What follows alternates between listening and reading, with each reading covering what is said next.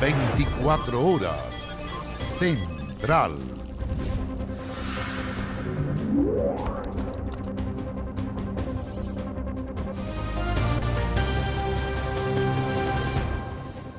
Muy buenas noches, bienvenidos, bienvenidas a las noticias en este domingo 3 de julio. En solo unas horas más, la Convención hará entrega oficial de la propuesta constitucional que será plebiscitada el próximo 4 de septiembre, poniendo fin a esta etapa del proceso constituyente. Una ceremonia con cerca de 600 invitados que no está exenta de polémicas. Los detalles en la nota de Kevin Felgueras.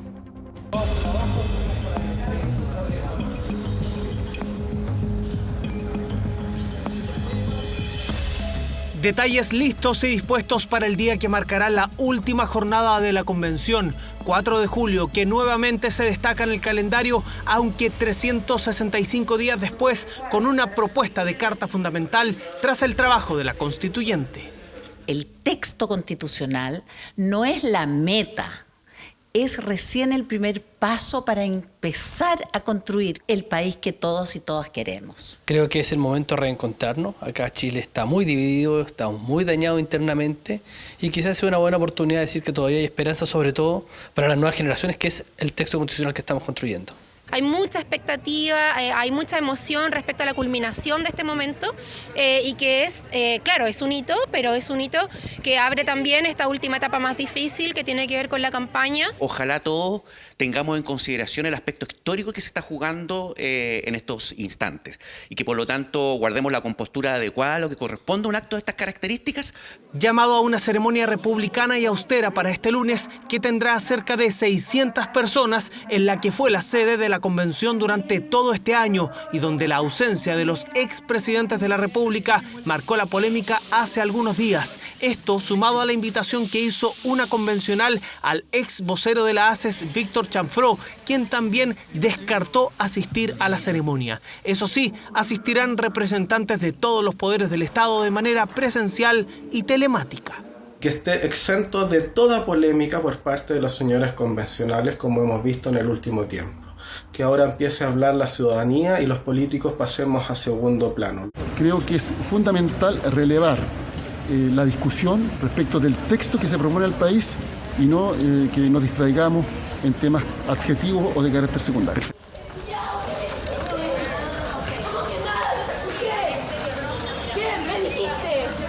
Altercado entre una ciudadana y carabineros debido a que ella pasó el perímetro de seguridad y acusó posteriormente que uno de los funcionarios la había insultado, situación que no pasó a mayores en los alrededores de la sede del Congreso en Santiago, sector que estará cortado para el tránsito de peatones y vehículos desde las 8 de la mañana hasta pasado el mediodía de este lunes. A la altura de Amunátegui, por el norte lo que es Santo Domingo, por el oriente San Antonio y por el costado sur, Alameda, nosotros vamos a mantener un círculo, este sector cerrado. Resguardo policial que también se prepara para las distintas marchas que protagonizarán convencionales que, tal como hace un año, llegarán caminando a la ceremonia de cierre, una donde la polémica está instalada por el texto que se entregará al presidente de la República, y es que 40 convencionales firmaron un oficio exigiendo tener el documento con el que se pone punto final al trabajo de la convención antes que llegue a las manos del mandatario. La mesa no es dueña del trabajo de la convención. Ya hemos visto que esta semana realizaron cambios, pasando por encima de la voluntad del Pleno. Exigimos que el texto se nos entregue antes que se le pase al presidente de la República. Lamento mucho que aún no tengamos el documento final, lo solicitamos, pero bueno, nos dijeron que el 4 de julio va a ser entregado. Los constituyentes aún no lo tenemos. Reclamo que se produce a solo horas de la entrega del texto final y en la misma jornada en la que algunos convencionales participaron de un acto simbólico de cierre del trabajo de la convención en el centro de Santiago. En una primera instancia se habló de la entrega de la propuesta constitucional a la ciudadanía, algo que fue aclarado por los propios asistentes, dentro de los que estuvo la mesa del organismo. Convocaron a algunos constituyentes por una entrega simbólica. Nosotros tenemos una guía de difusión que tiene 10 derechos que están considerados en las normas constitucionales y eso fue lo que se entregó. Esto es autofinanciado, por supuesto, no tiene que ver con nada de la convención. La mesa directiva no tenemos acceso al texto, no tenemos copia, no tenemos nada. Así que mañana, al igual que el resto de los convencionales, se nos va a hacer entrega del texto. Horas previa al cierre de un ciclo político iniciado el 4 de julio del año pasado, la Convención Constitucional, que comenzó su trabajo con 155 integrantes en medio de protestas dentro y fuera del organismo y que tras 365 días entregará la propuesta de una nueva constitución al presidente de la República, mandatario que este lunes convocará al plebiscito donde será la ciudadanía la que decida si aprueba o rechaza este texto constitucional. Y aquí en TVN estaremos con una transmisión especial desde las 8 de la mañana de toda la ceremonia y todas las reacciones posteriores a través de nuestras plataformas, de todas nuestras plataformas. A partir de las 8 de la mañana siga la ceremonia final de clausura de la Convención Constitucional por las pantallas de TVN. Vamos a otras noticias. Un presunto robo con secuestro en Providencia está investigando la PDI y la Fiscalía Oriente. Los delincuentes se llevaron a una mujer que junto a su pareja terminaban su jornada laboral. Él logró escapar. De ella aún no hay rastros. Como él se resistió en el árbol, no se dejó, se lo llevaron a la señora. En uno de estos dos vehículos, una mujer fue llevada contra su voluntad hasta un lugar todavía desconocido según la investigación. Estas imágenes pueden ser claves en un caso que genera alerta en Providencia. Ellos se iban del local, iban a cerrar el local cuando sucedió. Parece que ahí pasó un intercambio con alguien que secuestraron. Vi 3 tipos subiendo como una camioneta blanca y salen en dirección norte. Un presunto robo con secuestro es el delito que investiga la PDI con la Fiscalía Oriente, uno que ocurrió la tarde-noche de este sábado. La víctima estaba cerrando este local dedicado a la pastelería y cafetería. Se encontraba junto a su pareja cuando en 2 vehículos llegó un grupo de al menos 6 personas. Se llevaron 2 teléfonos y a la mujer. Derechito a ellos a encañonarlo y subirlos forzosamente a las 2 personas. Ya, pero el vecino se agarró en el árbol que está ahí y como él se resistió en el árbol, no se dejó, se lo llevaron a la señora. Él fue persiguiéndolos, pero no supo para dónde se fue. El grupo llegó por avenida Vicuña Maquena, pero escapó a gran velocidad por calle Larife Gamboa en contra del sentido del tránsito. Loca huida donde una familia con un bebé de 7 meses casi fue atropellada. Venía la furgoneta, no quería parar. No tenía patente, venía con los vidrios atrás roto y venía más atrás también corriendo un auto rojo. Casi me atropella atropella a mi esposo con el bebé, porque a mí fue la que me dio tiempo de decirle a todos, apártense para ir corriendo. Presunto secuestro que ocurre en un barrio de pequeños comerciantes y zona residencial. Hay temor por la gravedad del delito que se investiga.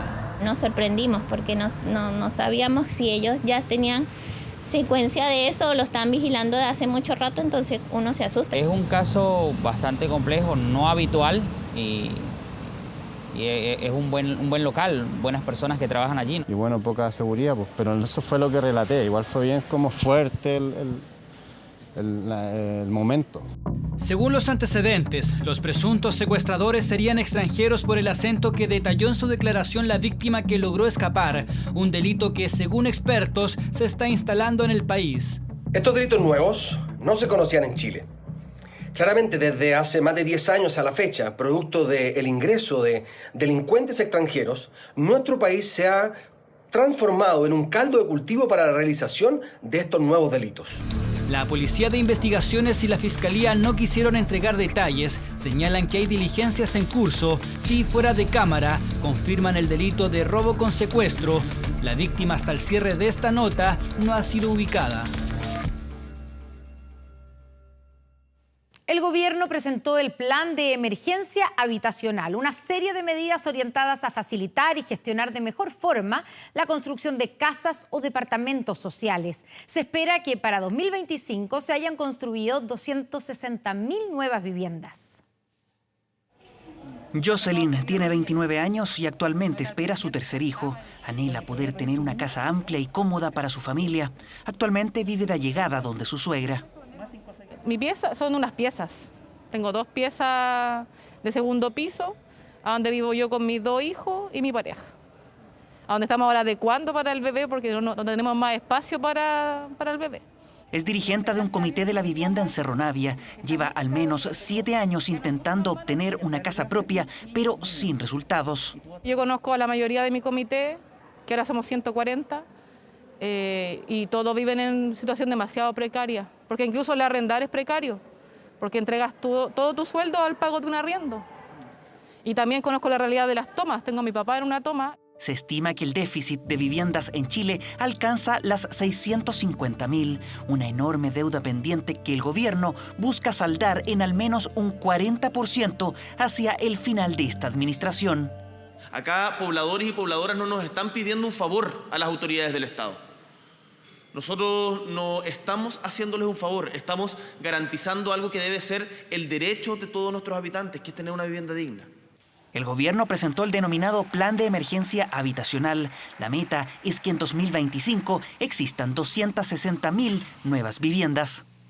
Las regiones con más déficit, que son claramente las 3 ciudades más grandes, que representan alrededor del 50% del déficit, sin duda van a tener un mayor esfuerzo y mayor trabajo, pero también va a haber a lo largo de todo el país, de acuerdo a las distintas necesidades y a las distintas realidades. El plan contempla un banco de suelos para gestionar los terrenos fiscales que sean idóneos para la construcción.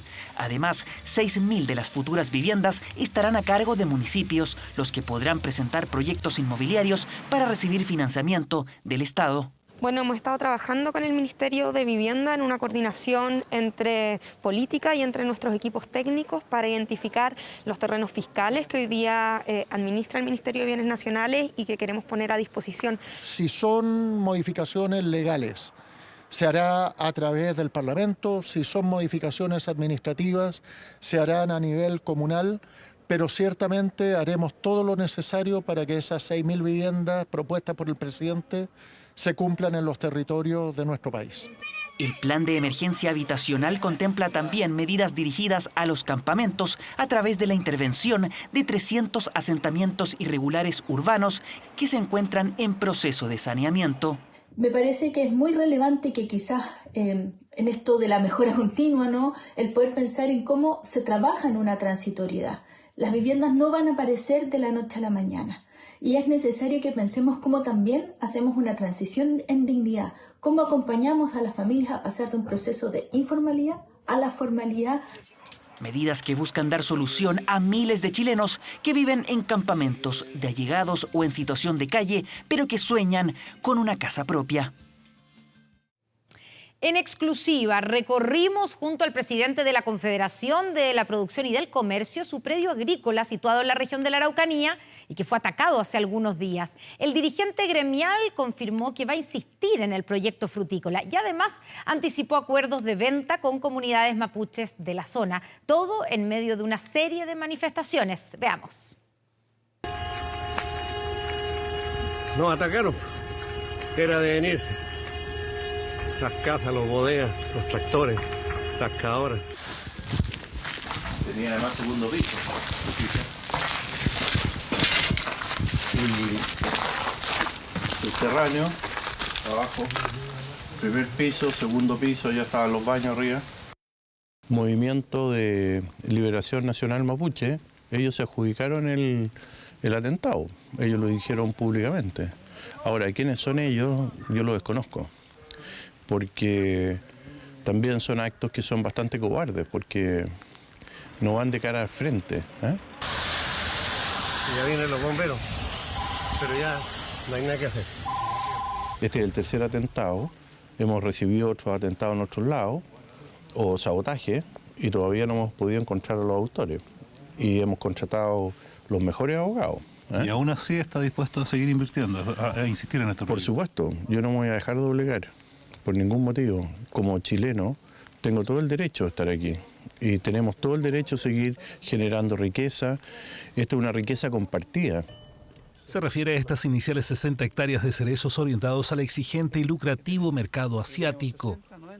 Con la comunidad mapuche José Quilaleo Nilpe han pactado acuerdos para que sean ellos los que trabajen en el predio y a futuro incluso puedan negociar la compra. A este momento yo creo que 40 o 50 personas. ¿Y más en primavera? Primavera sí, bastante más, unas 200, 300 personas. ¿Y eso todos los años? Todos los años, día a día, año a año, seguir sumando. De negociar el campo junto a nuestra comunidad. Que le compren el campo. Exactamente. En este caso la CONADI. La CONADI. Si fuera posible verdaderamente que la CONADI nos compre este campo para nosotros algún día, generarle trabajo para nuestros hijos. Pero el proyecto frutícola ha solicitado distintos derechos de agua del río Quillem y ha decidido mejorar antiguos tranques agrícolas.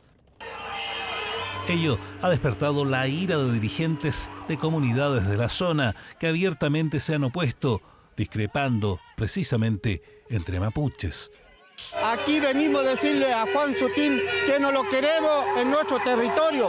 Tiene que irse, tiene que agarrar su maleta porque ya lo quiere robar el agua. Aparte de eso, quiere hacer 3 embalses y también quiere hacer la hidrocarretera. De que yo tengo conocimiento, tengo 63 años, en este momento que estos tranques han sido de siempre. Yo estudié aquí adentro, estudié en este fondo, que la escuela está aquí donde está la casa patronal, donde se quemaron. Aquí dicen que hay un movimiento que dicen ya sobre el agua. Sí, yo le encuentro razón también que el agua es vida, pero aquí no le afecta nada. En lo inmediato, las solicitudes para aumentar la cantidad de agua en los tranques está en trámite en el Ministerio de Obras Públicas. Y eso depende de la Dirección General de Agua, de acuerdo a la evaluación de los cauces, y ellos verán cuánto te pueden dar. En una de esas no nos dan nada, nos dan 100, nos dan 200, no lo sabemos. ¿Cuándo se resuelve eso? Chuta, es bien lento, ¿eh? Nosotros lo empujamos, pero pueden pasar 1 año, 2 años, nadie lo sabe, depende de la autoridad. Lo mismo que la seguridad en su predio con resguardo permanente desde el último ataque. Lo que no está en veremos es el trato suscrito ante las cámaras con los mapuches del sector y sobre el cual el tiempo será el encargado de resolver si se logró los frutos esperados en los lluviosos campos del sector Nilpe en la comuna de Galvarino. Un brutal tiroteo en un mall causó conmoción en Dinamarca este domingo. Las autoridades lo investigan como un acto terrorista que dejó 3 víctimas fatales y varios heridos. Momentos de caos y de terror se apoderaron de uno de los centros comerciales más grandes del país nórdico. A las 17:30 hora local, un atacante danés de 22 años abrió fuego contra la multitud en el Mall Field, en donde una tranquila tarde de domingo terminó convertida en una verdadera tragedia. Todo era caos, la gente salía con las manos en la cabeza y escuché a un hombre que decía que le habían disparado a su esposa mientras ingresaban los paramédicos. Un testigo logró captar al hombre armado con una escopeta mientras caminaba por los pasillos del centro comercial, ubicado en una de las zonas más céntricas de la ciudad de Copenhague. Un sospechoso fue detenido tras el tiroteo, aunque las autoridades no revelaron su identidad ni sus motivaciones y lo investigan como un acto de terrorismo. Hay varios muertos y heridos en relación con el tiroteo en el centro comercial Field. Hay una carnicería humana, aunque ya detuvimos a un sospechoso. Es una operación masiva no solo en Copenhague, sino en toda la región. Al menos un centenar de personas lograron salir del mall en medio del tiroteo por las puertas traseras. Otros se resguardaron en los baños o en los almacenes del complejo comercial. Estaba junto al Starbucks cuando escuché como una explosión y empecé a ver a gente que salía corriendo y gritando. El personal solo cerró la tienda y nos dijo que nos resguardáramos. Este centro comercial quedaba cerca del Royal Arena, el estadio en el que el cantante Harry Styles iba a tocar este domingo, aunque su concierto fue cancelado tras el tiroteo y los fanáticos fueron conducidos a estaciones de metro cercanas para poder evacuar la zona. Fue puro terror, algo horrible. Yo solo venía a traer a mis hijas al concierto y no me explico cómo una persona puede hacer algo así.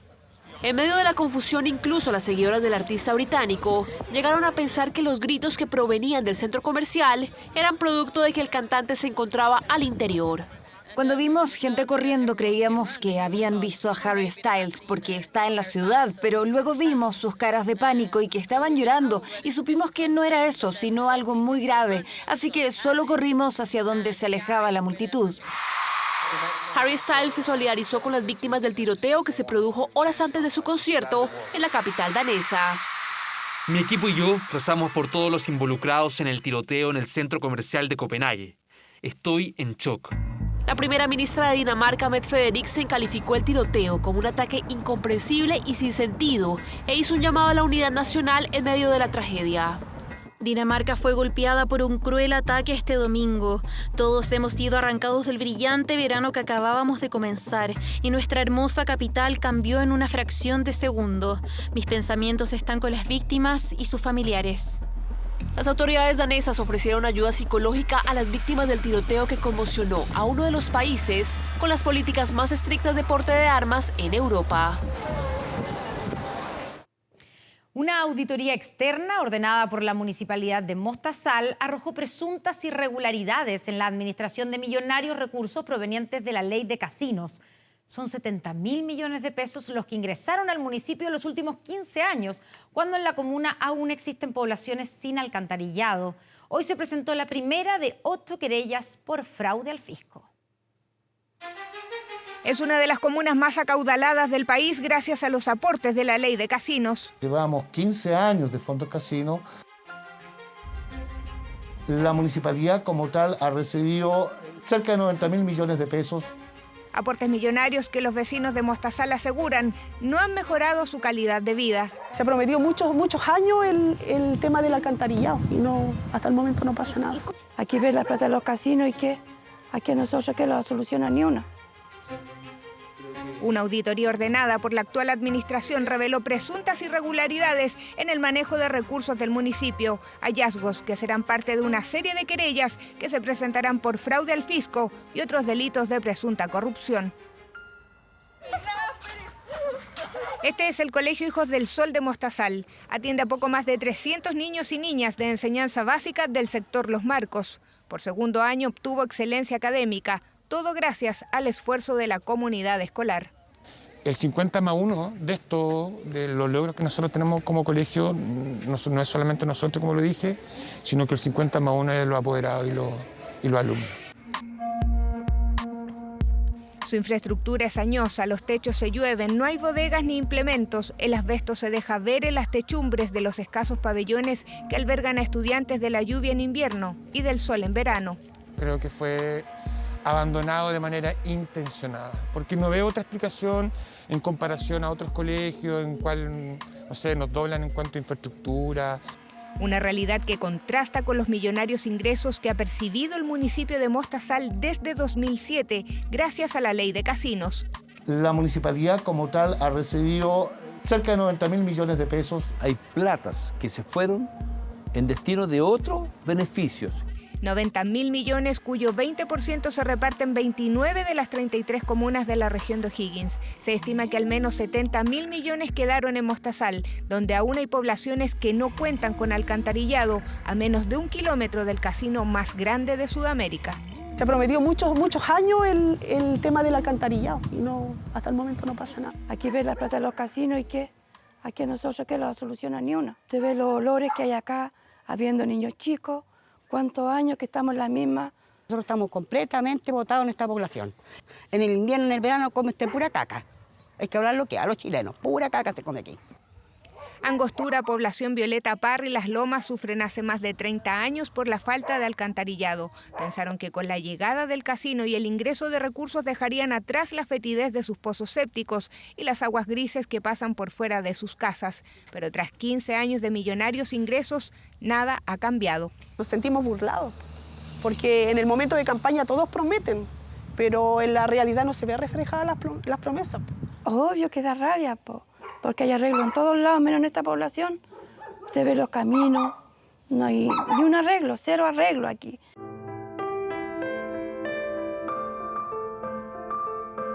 Esta comuna de más de 500 kilómetros de extensión y 27.000 habitantes tampoco cuenta con nuevas instalaciones médicas u obras emblemáticas asociadas a los millonarios recursos percibidos. Entonces, ¿en qué se invirtió? Exceso de viajes a la playa, exceso de viajes a la nieve o eventos por el estilo, absolutamente debiera haberse mejorado mucho la infraestructura en salud, la infraestructura en educación. Sabemos que es hotelería, pero buenas condiciones de hotelería permite que la población, en este caso los estudiantes y docentes, por otro lado el personal de salud y los usuarios de los establecimientos de salud, podrían estar en condiciones mucho más ventajosas y mucho más dignas. Los recursos se iban a viajes. La última vez fueron a España, a la Universidad de Alcalá, donde ellos traían carteras, traían zapatos, traían vestidos, y cuando iban a México traían tequila, Entonces yo le digo, eso, o sea, para eso hay fondos. El actual alcalde apunta sus dardos a la administración anterior comandada por el ahora concejal de la UDI, Sergio Medel, quien estuvo 12 años en el cargo de edil. De ahí que solicitó una auditoría externa que en un primer informe detectó presuntas inconsistencias en la contabilidad municipal. Nosotros tenemos un beneficio, porque tenemos al Monticello, creo que esas platas sí fueron llegadas a donde no deben ser. Esto tiene que ser castigado, yo creo, porque acá nadie se ríe de nuestra gente. Si comparamos lo que hoy día tenemos a lo que había 15 años atrás, lógicamente que no tiene ningún parangón. Hemos avanzado tremendamente. Lógicamente que siempre, por muchos recursos que exista, siempre las necesidades van a ser mayores. El exalcalde y concejal cuestiona la auditoría y defiende su gestión y el cómo se utilizaron los recursos. La recuperación de nuestra estación de ferrocarriles, ¿ya? Se invirtieron más de 1.000 millones en eso, más de 1.600 millones invertidos en el edificio de la PDI. Son muy poquitas las juntas de vecinos, por ejemplo, que no tienen sede, porque a la mayor parte de ellas les compramos terreno y a las que tenían les construimos en sus terrenos. La cantidad de multicanchas que hicimos durante este y mejoramiento de otras también fue bastante importante durante todo este periodo. Durante esta jornada, el municipio de Mostazal presentó la primera de 8 querellas por fraude al fisco tras los datos arrojados en la auditoría externa. Acción judicial presentada contra el exedil, 4 funcionarios de su confianza y todos quienes resulten responsables. Y en Argentina crece la crisis política tras la renuncia de su ministro de Economía en medio de los cuestionamientos al actual gobierno. La renuncia del ministro Martín Guzmán se suma a las polémicas que ha enfrentado el presidente Alberto Fernández en los últimos meses, en los que la crisis económica impulsada por la inflación y la pobreza han puesto a su gobierno en el foco de todas las críticas. Guzmán, quien lideró el acuerdo de reestructuración de la deuda con el Fondo Monetario Internacional, había ocupado la cartera por cerca de 2 años y medio y era una de las figuras clave del gabinete de Fernández. Este domingo el gobierno argentino se encuentra reunido en la Quinta de Olivos para definir cuál sería el nuevo equipo económico que deberá enfrentar la actual crisis que tiene el país vecino con una moneda devaluada y una inflación desatada. Y hace instantes sabemos que el gobierno trasandino acaba de nombrar una nueva ministra de Economía. Se trata de Silvina Batakis, quien ya había ocupado este cargo entre 2011 y 2015. 2 chilenos fueron elegidos como diputados del Parlamento francés, que se posesionó esta semana. Son Rodrigo Arenas y Raquel Garrido, quienes tienen una curiosa historia en común. Nos cuenta Andrea Aguilar.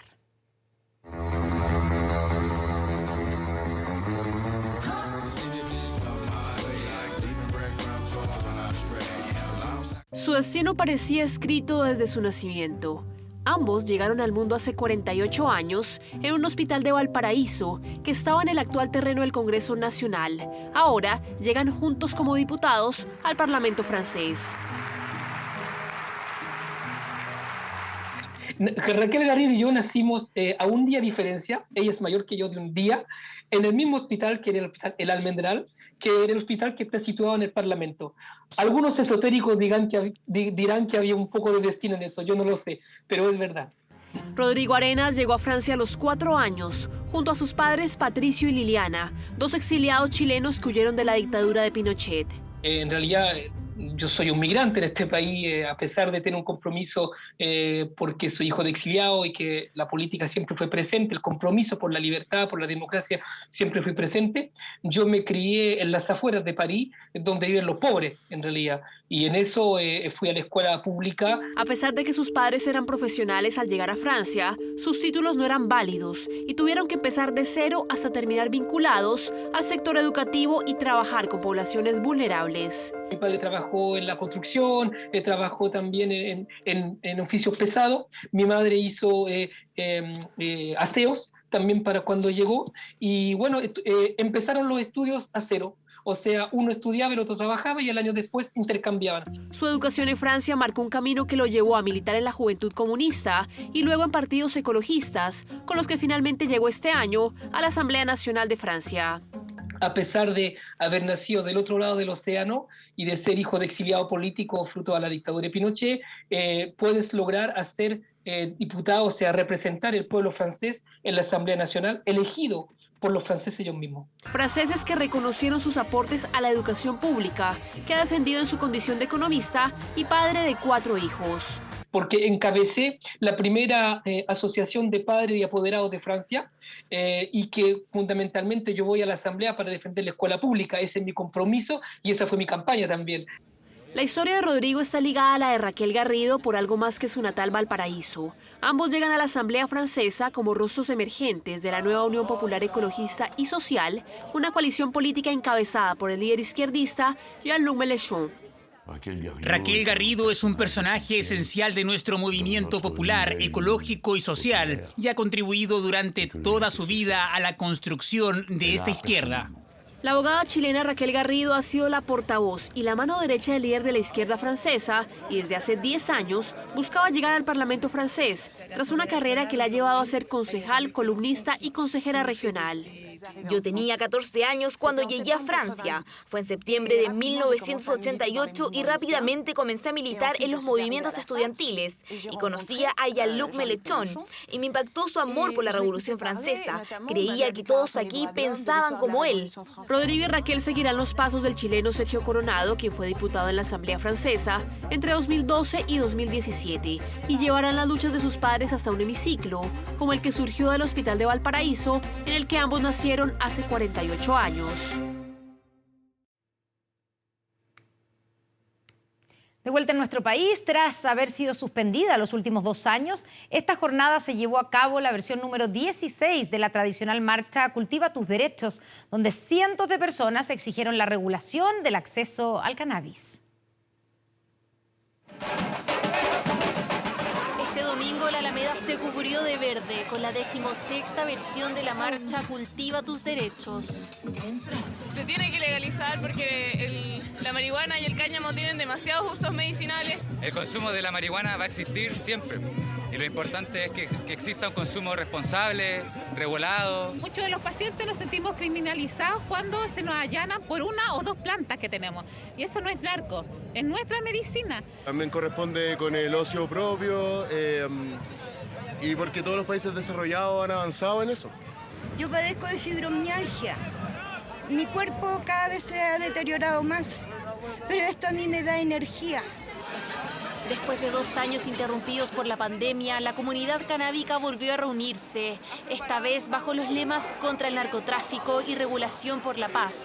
En esa línea argumentaron que regular el acceso al cannabis serviría para alejar a los usuarios del mercado ilegal y ayudar a combatir el narcotráfico, que actualmente, aseguran, controla la oferta y calidad del cannabis comercializado. Así lo explicaron desde Movimental, la organización convocante de la marcha. Regular para poder alejar al usuario del narcotráfico, del mercado negro, también poder ocupar todos esos recursos a favor de la salud pública, de la educación y de reformar el enfoque de la política de drogas. El modelo prohibicionista ya no funcionó, está obsoleto. Para uso recreativo o medicinal, fue la demanda de cientos de asistentes que pidieron regular el cultivo de cannabis. Una de ellas fue Patricia Ramírez, madre del pequeño Javier de 12 años, quien padece parálisis cerebral y se ha visto beneficiado con el cannabis desde 2017, que vino a reemplazar sus medicamentos tradicionales para el dolor. Dentro de nuestra desesperación nos atrevimos a este cambio, a romper el paradigma y de ahí que estamos con esto. No puede ser que tengamos más presos por plantar. Al nosotros tener nuestras propias plantas nos alejamos del narcotráfico, nosotros hacemos nuestros propios preparados. Es la demanda de una madre que asegura haber visto en su hijo grandes avances. La forma de hablar, el que ya no salive, el que esté conectado, el que pueda comunicarse con todo de una forma súper normal, para nosotros ha sido un cambio increíble, maravilloso. Es uno de los testimonios de quienes participaron de esta nueva versión de la ya tradicional marcha Cultiva tus Derechos, que se realiza desde 2005 con la intención de promover cambios en la política de drogas para permitir el acceso liberado al cannabis independientemente de su uso. El cantante Ricky Martin fue acusado de violencia doméstica y emitieron una orden de alejamiento en su contra. La policía de Puerto Rico confirmó que está en proceso de gestionar una orden contra el artista tras la solicitud de un demandante que no ha revelado su identidad. Según la persona que denuncia, habría sostenido una relación con el artista de 50 años por 7 meses y estarían separados hace 2. Pero él no había aceptado la ruptura. El equipo legal del cantante aseguró que se trata de acusaciones completamente falsas.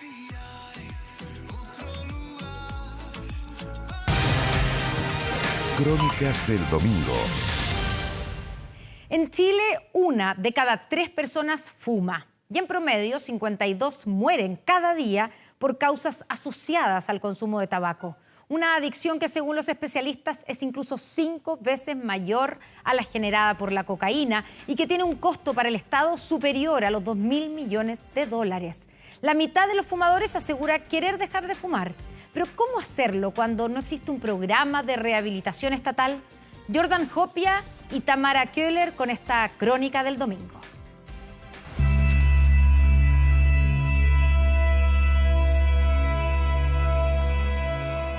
Es un problema de salud pública que cada año cobra la vida de 8 millones de personas en el mundo. Tengo un angelito bueno y tengo un angelito malo. Y el malo me dice, fuma, fuma, fuma. Y el bueno dice, no, no lo hagas. La nicotina, que es el componente adictivo del cigarrillo, tiene su efecto de una manera mucho más rápida que la heroína, mucho más rápido que la cocaína. Me inicié, ponte tú, 3, 4 puchos, hasta que me vi ahora fumando una cajetilla diaria. Hay una cultura de una adicción que socialmente es más aceptada. Tenemos en Chile 19.000 personas que se mueren a causa del tabaco. No sé cómo va a ser el proceso, pero quiero dejar de fumar. En Chile actualmente 1 de cada 3 personas fuma. ¿Existe algún programa público para hacer frente a este problema que en cada bocanada nos roba minutos de vida?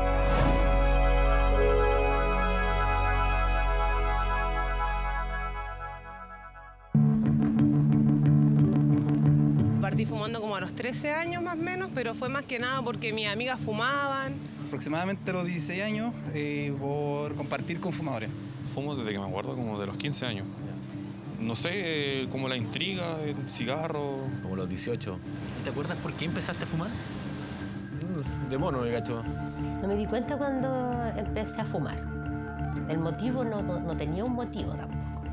Yo empecé a fumar a los 14 años. ¿Qué edad tienes hoy? 50. Han fumado por décadas. Partieron, al igual que muchos, sin motivo aparente. María a los 18 años, Claudia a los 14. Edad promedio a la que comienzan a fumar los jóvenes en Chile actualmente. Lo que inició con 1 o 2 cigarrillos al día, hoy parece estar fuera de control. Yo de la pandemia, que dejé de trabajar, entonces yo ahí me fumo la cajetilla así enterita. Yo estudio, yo salgo a break, tengo media hora y yo me fumo 4 cigarros. Una situación que han intentado revertir en más de una oportunidad sin éxito. En Chile las estadísticas en torno al tabaco preocupan. Bueno, primero que tenemos en Chile 19.000 personas que se mueren a causa del tabaco. Y lo otro también, que el 32% de nuestra población fuma. Y sobre todo fuma la población más pobre. Si bien es cierto, la prevalencia de tabaquismo en mayores de 15 años ha ido disminuyendo, aún en Chile son cifras altas comparado con Latinoamérica. Yo despierto, porque como tengo trastornos del sueño, son las 4 de la mañana y acá en mi pieza yo me levanto a fumar. Como soy precavida, ahora me compro el cartón de cigarro. Entonces nunca me faltan.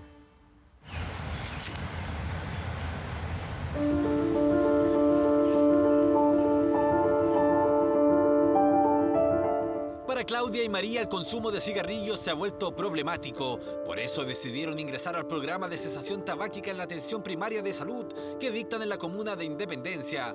Las acompañaremos en este proceso. Quieren dejar de fumar, pero necesitan ayuda.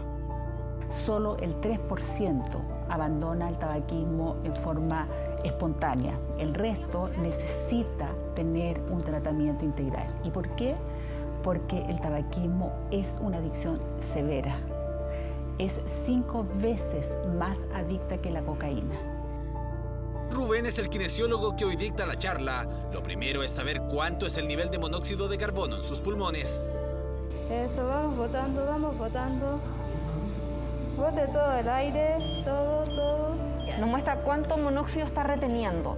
¿Ya? En una persona que no fuma es 0 y en una persona que fuma como usted está haciendo de 12 puntos. Es ese gas que se va acumulando en nuestros pulmones a medida que nosotros vamos fumando. Bota. Sigue hasta lo que más puede y me avisas. Levantar la mano. Salió 44, ya es una cifra muy alta. Lo que nosotros queremos hacer es que esta cifra disminuya al mínimo. La idea es que Claudia baje de 44 a 6 su nivel de monóxido de carbono en los pulmones. Una misión difícil, pero no imposible. Para eso, además, deberá anotar en esta aplicación móvil cuántos cigarrillos fuma al día, cuántos ha evitado y cuánto dinero ha ahorrado por cada cigarro que no consume. Subí con harta expectativa y me di cuenta que entre toda la gente que había, adultos mayores, yo era la más joven, entre comillas. Y era la que más fumaba. Entonces yo tengo que saber dejar de fumar. Creo que es un vicio tonto, ¿no? Me siento más tranquilo, porque dan ganas de fumarse un cigarro. Más que nada por ansiedad, sí. Por eso no lo he dejado, porque ya me acostumbré. Mucha pega, estoy estresada, así que vine y me fumé un cigarro. Hay muchas personas que encienden cigarrillos de manera automática, otros que lo encienden para manejar el estrés. Algunos otros encienden cigarrillos como una manera de activarse y algunos otros como una manera de acompañar momentos gratos, dentro de varios otros condicionantes psicológicos. El tabaquismo genera 3 tipos de adicciones al mismo tiempo. Una a nivel físico que entrega la nicotina y que produce alteraciones químicas y neuroquímicas en el cerebro. Esta se puede tratar con fármacos. Más complejo es enfrentar la adicción psicológica y social. La social, que está relacionada con su vida, es muy difícil de tratar. La psicológica lleva a que la persona haya incorporado el tabaco a través de toda su vida a cada uno de los actos de la vida, a la felicidad y a la pena. Si estoy triste, me fumo un cigarro y se me pasa esa pena. Si estoy alegre, si estoy celebrando algo, también. Y cuando me ha pasado que tengo hambre y estoy trabajando y no puedo, o no sé, puedo ir a alguna parte que no puedo comer, me fumo un cigarro y se me pasa el hambre. En algunas personas está más presente el grado de adicción fisiológica, en otras está más presente el grado de adicción relacionado con las emociones, con el manejo de la cotidianidad. Así que es complejo, pero sin embargo también hay herramientas y estrategias y técnicas muy concretas para cada uno de esos ámbitos. Parte de las respuestas que esperan encontrar los fumadores en las 6 sesiones de este taller en el que participarán por 3 meses. Aquí un equipo multidisciplinario busca dar batalla a una enfermedad que tiene a nuestro país como el más fumador de América Latina. Para combatir la adicción a la nicotina, utilizan este medicamento. Y lo que hace el bupropión es que disminuye los síntomas de abstinencia, irritabilidad, disminuye también el tema de los deseos, el craving, que es las ganas incontenibles de fumar, y ayuda al paciente a que estos síntomas no sean tan fuertes. En Chile, 52 personas mueren cada día a causa de alguna enfermedad asociada al tabaquismo. Dejar el cigarro a tiempo podría salvar la vida de personas como Claudia o María. Lo complejo es que solo el 3% de los consumidores lo abandona por iniciativa propia. ¿Existen suficientes programas para ayudar a quienes hoy viven con esta adicción? Durante el último año han existido varias experiencias relativamente pequeñas de pilotos, más recientemente, por ejemplo, en la Comuna de Independencia, algunas experiencias vinculadas a lo que ha realizado el Hospital del Tórax, pero no existe, al menos hasta la fecha, un programa nacional de cesación de hábito tabáquico. El Instituto Nacional del Tórax fue el primer hospital público en desarrollar un programa de cesación de tabaquismo para sus pacientes. Lo realiza hace 20 años y, al igual que en Independencia, consta de apoyo farmacológico y un equipo multidisciplinario que acompaña por 7 semanas consecutivas a los fumadores. Las 3 primeras semanas para que dejen de fumar, las otras 4 para ayudarnos con la abstinencia. Es esperable que en algunos vuelvan a fumar, pero que nosotros les llamamos un desliz, pero vuelven nuevamente a dejar de fumar. Y la mayoría, más del 50%, logra desarrollar este cambio, y la mantención que hacemos, el seguimiento que hacemos posteriormente es a los 3 meses, a los 6 meses y al año de que dejan de fumar. Al cumplir un año sin fumar pasan a ser oficialmente exfumadores. Así lo determina el Ministerio de Salud. Luis fue uno de los participantes del taller que logró superar la adicción. Y ganas de fumar también me han dado, pero me duran un minuto. Realmente creo que el programa está muy bien diseñado, digamos. Lo logré decir no. Ay, pero ¿cómo no? No fumo. No voy a fumar más. No quiero fumar más. Y no quiero fumar más. Desde el 16 de agosto del 2021 que no fuma. El año pasado tuve como un trombo al ojo. Tuve como un derrame muy fuerte en el ojo. Y eso me gatilló a que yo dijera, no, pues yo tengo que dejar de fumar. En realidad me dio miedo una ACV, me dio miedo a quedar patuleca, quedar mal. Más del 50% de un paciente fumador puede tener posibilidades de hacer enfermedades respiratorias, sino también en otros aspectos, como enfermedades cardiovasculares, siendo esta una de las principales causas de muerte en los pacientes fumadores. A eso se suman otras afecciones como la caída del cabello, alteración en la fertilidad, envejecimiento precoz de la piel y la posibilidad de desarrollar un cáncer. Han pasado 10 días desde que Claudia inició este taller para dejar de fumar. Vamos a ver cómo le ha ido en este proceso.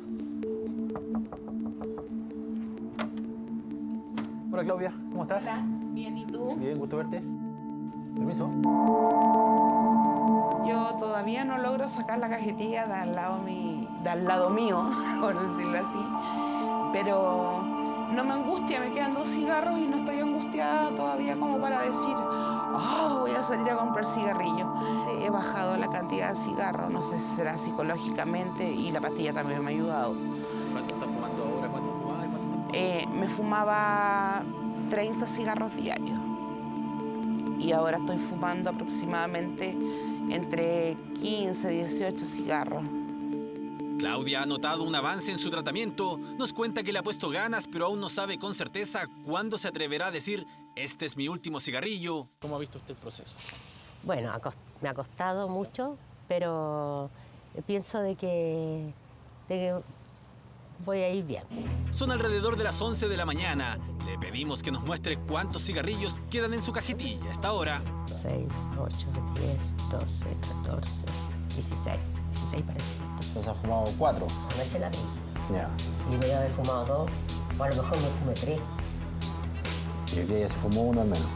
No, me he fumado 2. 3. María busca dejar de fumar porque no quiere enfermarse. Claudia porque terminó hace poco su carrera para cuidar a adultos mayores y no quiere que el cigarrillo sea un impedimento para su desempeño. Ambas han hecho cálculos de cuánto han gastado en cigarros a la fecha. Con todos los años que fumo, yo me habría comprado varias propiedades y hartos autos. Me sacaron la cuenta ese día. Yo llevo 78 millones gastados en cigarrillos desde los 14 a los 50. Es el precio del tabaquismo, uno que anualmente entre atención médica, ausentismo laboral y el tiempo dedicado al cuidado de un enfermo, tiene un costo económico y social superior a los $2.000 millones para el Estado. Una cifra que es enorme, que es de 1.7% del Producto Interno Bruto. Eso es varias veces más lo que gasta el Estado de Chile en ciencia y tecnología, por dar un ejemplo, ¿no? Cada año más de 62.000 personas presentan alguna enfermedad pulmonar, más de 31.000 afecciones cardíacas, sobre 12.000 un accidente cerebrovascular y más de 8.500 desarrollan un cáncer, todas asociadas al consumo y la adicción al tabaco. Uno de los pilares de que está en deuda el Estado de Chile tiene que ver con ofrecer de manera pública un programa de cesación, que es algo en lo cual estamos trabajando y esperamos durante el próximo año, el año 2023, tener ya a disposición de la población del país un primer programa de cesación con un alcance mayor a lo que han sido hasta ahora estas experiencias piloto relativamente pequeñas. Los esfuerzos hasta ahora se han concentrado en dificultar el acceso al consumo de tabaco con regulación del marketing, incremento de los impuestos y la ley de etiquetado. Nada de eso ha dado resultado hasta el momento para María, quien tiene sus esperanzas puestas en el taller. Incluso la doctora me dijo de que, no sé con quién ella conversó, que el grupo que había ido como el primer día, ya la segunda taller, muchos habían dejado de fumar, parece que 3. Y eso la motiva más, me imagino. Claro, si eso es lo que yo quiero. La sesión de hoy se concentra en actividad física. Toma aire grande y bajo. Se liberan endorfinas al realizar actividad física. Las endorfinas son las hormonas de la felicidad y ayudan a contrarrestar los efectos, los síntomas desagradables que se producen por la abstinencia. 12 personas partieron en el taller, hoy solo llegaron 7. Yo he avanzado harto. Yo llevo ya 15 días sin fumar. ¿Cuánto fumaba a diario, por ejemplo? Para que fumaba 12, 17 cigarros. ¿Y hoy día? Hoy día nada. ¿Ya se puede? Sí se puede. Yo me fumo una cajetilla diaria, entonces, y él no se fuma nada y lleva 3 semanas, entonces ya creo que lo voy a lograr. Sí, sí, va a ser un desafío. Hola Claudia. Hola. ¿Cómo estás? Bien, ¿y tú? Bien, queríamos saber qué pasó, no llegaste hoy día al taller. Te cuento. Permiso. Adelante. El por qué no fui al taller hoy día fue porque falleció mi paciente a cual cuidaba. Murió por un EPOC. Es una enfermedad que le da generalmente a los pacientes que son fumadores. En estos días tomé conciencia de lo que es el cigarrillo. Más todavía. Porque no quiero que mi hijo tenga una mamá oxígeno dependiente. Las consecuencias del consumo excesivo de tabaco golpean de cerca a Claudia. Quiere aprender de lo vivido con su paciente y tomarlo como un empujón que le ayude a dejar para siempre el cigarro. El cenicero que la acompañó día y noche en su cama ya no está. Eso se sacó de la pieza. El cenicero representa para mí que estoy teniendo fuerza de voluntad para poder dejar esto. La mitad de los fumadores en Chile reconocen tener ganas de dejar de fumar. Las experiencias exhibidas en este reportaje alcanzan cifras de hasta un 70% de éxito. Por eso urge la implementación de un programa nacional que permita hacer frente a esta adicción. Una lucha que cobra cada vez más sentido para personas como Claudia. En las manos donde por años sostuvo un cigarrillo, hoy están estampadas las huellas de un camino donde necesitará ayuda y resiliencia para mantener en alto esos signos vitales que el cigarrillo arrebata a más de 50 personas por día en nuestro país.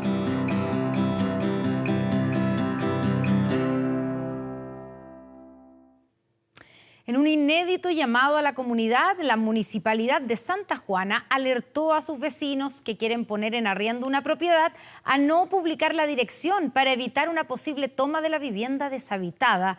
Una particular forma de enfrentar el problema de la usurpación de casas que ha proliferado en medio de la pandemia. No le querimos fácil, le querimos por último que lo deje pasar el verano. Claro, ¿y por qué? ¿Y por qué? Me quería en un territorio ajeno, señora. Oiga, ¿cuánto tiempo la tienen botada? Bueno, ¿y cuál es tu problema? ¿Cuál es tu problema si la tienen botada? ¿Cuál es tu problema si la tienen botada? Fue la respuesta que recibieron los dueños de esta casa ubicada en calle Lautaro en Santa Juana. Habían ido a encarar a las personas que se la habían tomado 48 horas antes. El problema no se resolvió ese día y se terminó transformando en una pesadilla que ya se extiende por casi 5 meses. Toda esa vida de 60 años trabajando está tomada y no tengo acceso ni siquiera a ir a verla. Está en la casa tomada, los ocupantes le cambiaron los candados, nadie responde al llamado. ¡Aló! Es una herencia que Víctor recibió de sus padres. Si bien hoy no vive en Santa Juana, cuenta que siempre la ocupaba él o un familiar. Este año habían iniciado los trámites para venderla. Eso hasta el 31 de marzo. Problemas de salud obligaron a Víctor y a su familia a quedarse por unos días en Talcahuano.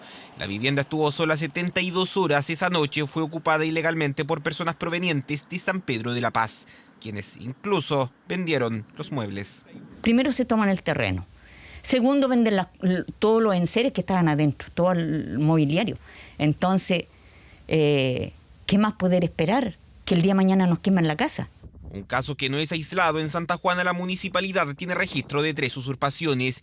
De ahí que comenzaran a realizar este llamado a través de redes sociales. No publicar la dirección de la vivienda en caso de arriendo para evitar la toma de casas deshabitadas. Era necesario alertar. Como te decía antes, yo creo que no hay que esconder las cosas debajo de la alfombra, hay que decirlas para que de una vez se acaben. Nosotros aquí tenemos que defendernos. En ese sentido, los gobiernos locales liderados por mujeres han dado el ejemplo a nivel mundial. Viene llegando gente de afuera a hacer esto, porque los santajuaninos no somos así. El fin de semana pasado ustedes no estaban aquí. El tema preocupa. Las tomas de viviendas han sido un foco de atención de las autoridades en los últimos años en medio de la pandemia. Mañana temprano vamos a tener una reunión allá también con las policías para ver qué podemos hacer también para hacernos cargo de ese problema, que es un problema gravísimo. A la gravedad se suma que incluso hay diferencias de opinión en cuanto a la flagrancia del delito. Hay una diferencia de opiniones con la postura que tienen las fuerzas policiales, que hablan de que esta flagrancia se terminaría a las 12 horas. Esa es una interpretación jurídica que nosotros no compartimos. Pese a ello, para los expertos siempre es clave efectuar la denuncia lo antes posible. Si tomado conocimiento de un hecho que se está desarrollando actualmente, una toma, denunciarlo a Carabineros. Si ha pasado un tiempo razonable porque usted tomó conocimiento un par de días después, ya denunciarlo ante el Ministerio Público para que tome las medidas de rigor y lleve adelante la persecución penal. Por ahora el caso de Víctor ya tiene un fiscal designado por el Ministerio Público, mientras su familia, entre la incertidumbre y el miedo a represalias, espera que la justicia actúe y les devuelva su casa. ¿Por dónde entraron ustedes?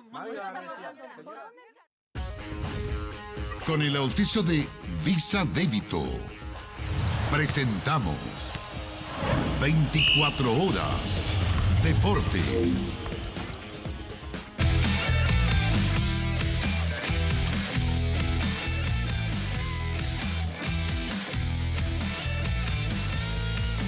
Se termina la primera fecha de la segunda rueda del campeonato de la primera división. Hoy hubo debut triple en San Carlos de Apoquindo. Ariel Holland, el nuevo entrenador de la UC, en su primer partido del campeonato.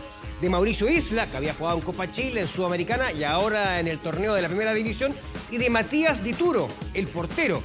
La Católica superó a Coquimbo por 2-0. Se acerca a 8 puntos de líder, que es Colo-Colo. Y comienza esta operación remontada, como han dicho, en San Carlos de Apoquindo, de cara a la segunda parte del año, en la búsqueda del pentacampeonato. Recordemos que Católica había sufrido una durísima caída en Copa Sudamericana a mitad de semana frente al Sao Paulo de hoy. Tuvo complicaciones, especialmente en el primer tiempo. Sufrió Católica ante Coquimbo, pero en la segunda mitad movió las piezas Holland. Ingresó, por ejemplo, Cristian Cuevas por Felipe Gutiérrez, y Cuevas es protagonista de la acción que significa el gol de Fernando Sampedri en el minuto 57. Pase desde el fondo de Parot, Cuevas que pica. Está muy bien también Valencia, que terminó siendo un segundo punta, el centro de primera, y como los grandes goleadores Sampedri, que anotaba entonces el 1-0 para el conjunto cruzado ya en la segunda mitad. En la primera parte, insisto, Coquimbo fue superior, por ahí tuvo un par de situaciones importantes de gol, pero Dituro, una vez más, el muro y además la suerte, una fortuna que estuvo del lado del conjunto cruzado.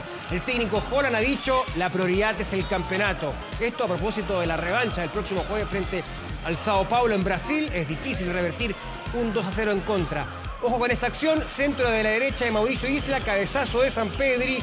La pelota rebota en Federico Pereira, pero ampliando el volumen de su cuerpo con el brazo izquierdo, lo revisa el juez Roberto Tobar en el VAR, advertido desde la cabina, y efectivamente es penal que va a hacer Sampedri, quien se encarga de transformarlo en gol y llegar a 12 tantos en su cuenta personal. Sampedri es el exclusivo goleador del torneo, con 12 iguales, como decimos. Acá está la definición frente al portero Guillermo Orellana, y lo sé entonces que escala al octavo lugar de la tabla con 22 puntos, aprovechando por supuesto los tropiezos de Ñublense, el tropiezo de la Unión Española, el empate de Colo-Colo, obviamente haciendo la referencia con los equipos que están allá arriba. El objetivo de la UC claramente es tratar de conseguir el pentacampeonato, y dio mucha ventaja en la primera parte del año.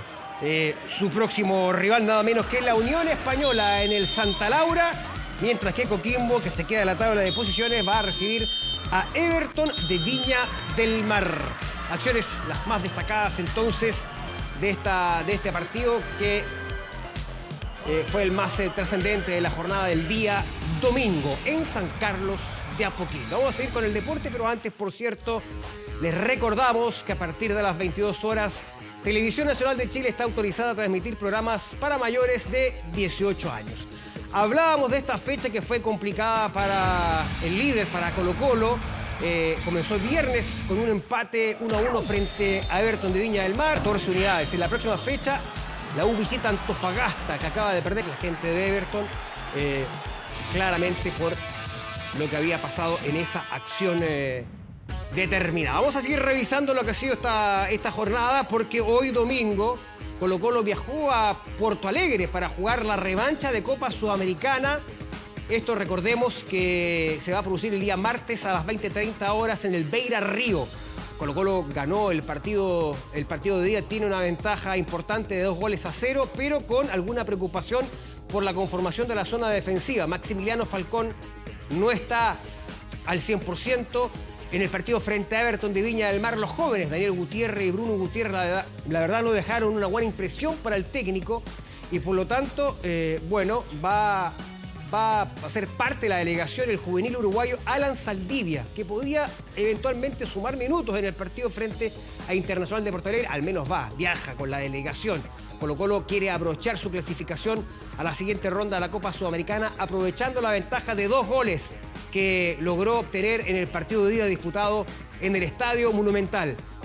Tiene la mirada de los dos lados. Ha dicho el técnico Quinteros que el objetivo es el campeonato, pero bueno, vimos el viernes que instaló una mixtura en su plantel, privilegiando, por cierto, la revancha en Copa Sudamericana frente a Internacional de Porto Alegre el próximo martes allá en Brasil. Ya viajó entonces Colo-Colo, ya se encuentra en Porto Alegre para esperar el duelo del próximo martes. Para el equipo de La Serena, para seguir sumando puntos en este campeonato. Decíamos, terminó la fecha con el triunfo de Cobresal 2-1 ante Antofagasta en el cierre de este día domingo. Tenemos más noticias relacionadas con el deporte. Un accidente brutal en la Fórmula 1. Lo que está pasando en Wimbledon, han habido sorpresas. ¿Qué se viene para Garín? Hacemos el corte y regresamos con todo aquello. Ya volvemos con 24 horas Central. Estamos viendo 24 horas Central. Gana un viaje doble a la Copa Mundial de la FIFA Qatar 2022. Consulta bases y condiciones en visa.cl.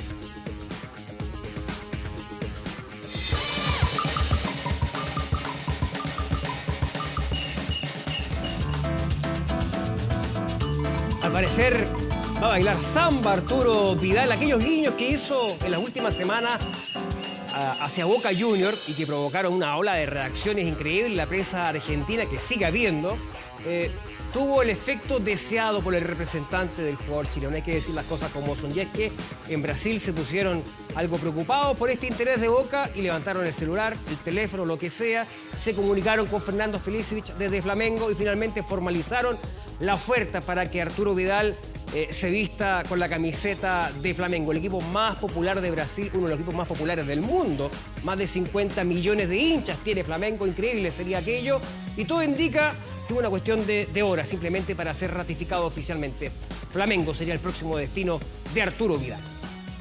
Está entusiasmado con venirse a poner la casaca de Boca. Vidal adelantado. Los contactos fueron más fluidos, onde ele revela esse sonho de jogar pelo Flamengo.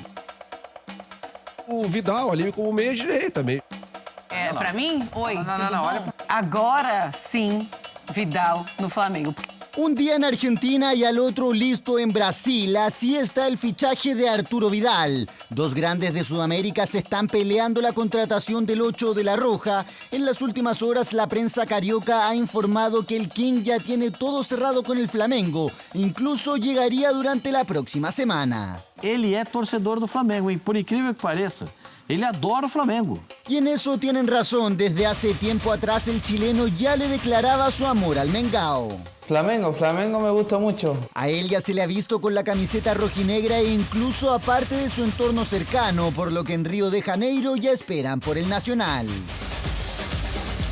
3 años de contrato y un sueldo millonario serían parte de la oferta que haría el FLA para quedarse con los servicios del Rey, que además sumaría 4 millones de euros a su billetera si logra destrabar su salida anticipada de Inter. El Flamengo ya acordó con Vidal. Él tiene el sueño de jugar en Flamengo. Vidal necesitaba pasar por acá antes de terminar la carrera. Él está bien físicamente. En Brasil ya se ilusionan con verlo a las órdenes del técnico Dorival Júnior y jugando en el estadio Maracaná. Pero Flamengo no se quedaría solo con la contratación del chileno, sino que incluso tendría a otros compatriotas más en carpeta. El medio deportivo Goal señala en su página web que el club carioca preguntó por la situación de Alexis Sánchez, quien se encuentra sin claridad en su futuro deportivo. El todopoderoso Flamengo apretó acelerador y tendría acordada la llegada de Arturo Vidal a Río de Janeiro, que incluso podría arribar con el tocopillano en una megabomba de mercado para Chile y el fútbol sudamericano. Jornada de Fórmula 1, Gran Premio de Gran Bretaña, que lo ganó el español Carlos Sainz, primera victoria del hispano en la máxima categoría del automovilismo, pero evidentemente que la imagen de la jornada tiene que ver con un accidente realmente brutal que pudo haber terminado una tragedia. La protagonizó, entre otros, el piloto de Alfa Romeo, el chino Guan Yu Zhou. Afortunadamente, el halo, este sistema de seguridad que va en el habitáculo, una vez más salva una vida y obviamente también los espectadores se vieron en riesgo, pero de un tiempo a esta parte, hace un buen tiempo a esta parte, en la Fórmula 1 se toman todas las medidas de seguridad. Las imágenes son realmente dramáticas.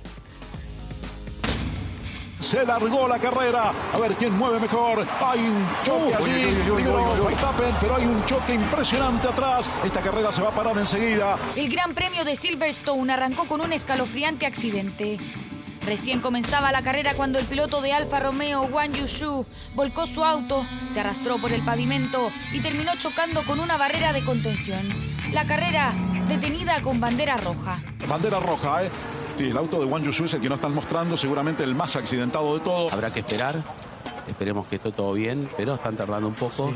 Minutos de tensión en el circuito de Gran Bretaña, rostros preocupados de los pilotos, imágenes que paralizaron a toda una fanaticada. 5 autos involucrados, claro que el piloto chino se llevó la peor parte. Inicio tormentoso en la Fórmula 1 con un final milagroso. Estoy bien, todo despejado. Alo me salvó hoy, gracias a todos por sus amables mensajes. Las medidas de seguridad de la FIA otra vez para aplaudir. Sin duda, Chacho, esto es lo mejor del día. Una vez más el halo como protagonista. El sistema de seguridad criticado en 2018 evitó que el accidente terminara en tragedia. Y no fue el único choque del día, con escalofriantes imágenes. Hauger off, and then we see the sausage curb and the halo doing its job. That is a life saved. La Fórmula 2 también se paralizó cuando el coche de Dennis Hauer pasó por encima de la cabeza de Roy Nissany. De no ser por el halo, el desenlace habría sido otro. Peligrosa jornada en Silverstone que terminó sin lesionados de milagro. Hablemos del básquetbol norteamericano, que es una verdadera industria de los récords, no solamente desde el punto de vista deportivo, también económico. A propósito de los salarios, el pívot de los Denver Nuggets, Nikola Jokic, renovó su contrato con su equipo, el más caro en la historia de la NBA, más de $200 millones, increíble.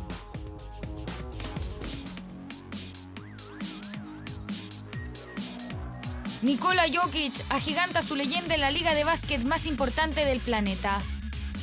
Ganador del premio al jugador más valioso de las últimas 2 temporadas y 4 veces All-Star.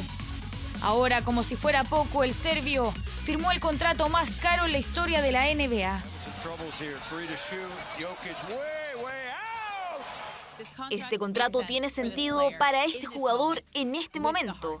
5 años y $264 millones tras renovar contrato con los Denver Nuggets.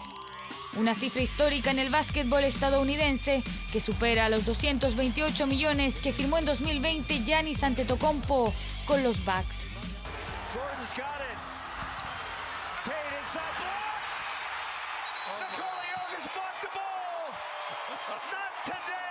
Creo que no estamos tan lejos de que los jugadores empiecen a ganar hasta $100 millones por temporada. Con el nuevo salario millonario de Jokic, todo apunta a que la NBA sumará más megacontratos esta temporada. Claro que por el momento, el pívot de 27 años es el jugador mejor pagado de todos los tiempos.